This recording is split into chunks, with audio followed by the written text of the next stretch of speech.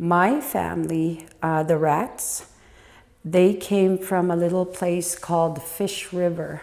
It's a settlement that's between Black Bear and I guess Belanger River, somewhere in between there. My parents, that's where they were from. And apparently my parents settled here in Pinehouse, 1938, 1939.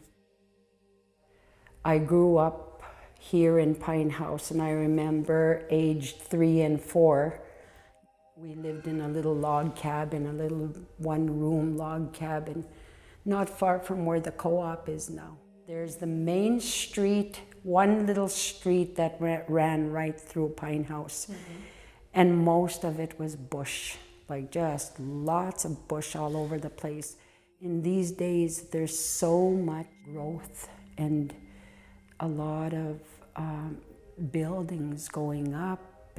But back then, when I was growing up, when I was 3, 4, 5 years old, we still lived with just that one little street. Lamps would light up our homes, little kerosene lamps. Access to the outside world wasn't as much, and it was pretty much a fly-in community back when I was a little girl. Yeah, I think roads and highways, the highway was built in 78, 79, somewhere around there. But prior to that, we all had to like fly in and, and then fly back into Pinehouse. Freight planes would come and bring groceries and for the co-op. What makes Pinehouse home for you? Because my parents lived here. My parents are both buried in Pinehouse. There was no grade 11, grade 12 here, so we all had to be shipped out to either Prince Albert, Larange, Beauville. Some people went to Beauville. So we did our schooling, we did what we had to do. Always in the back of my mind, though, I knew that I wouldn't ever really stray too far from the hometown. We own our own home. I married here with my husband. We have our 2 children, and they're pretty much established. I don't want to leave this community. When I was taken from here at the age of 5, it was the most scariest thing ever. And I found myself at a residential school. Yeah, and I think I spent 11 years, 10 or 11 years, in that home.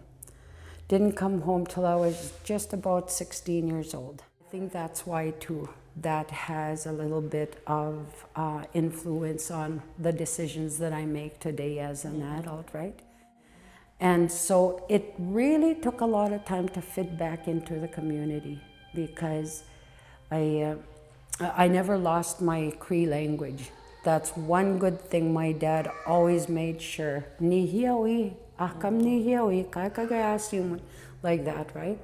So in the residential school, we'd speak English, and then when we came home, we'd speak Cree, straight Cree. That would be our first language, because my parents were really, they were older, and they knew very little English.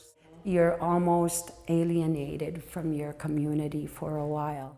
Being raised in a residential school, you didn't really get that.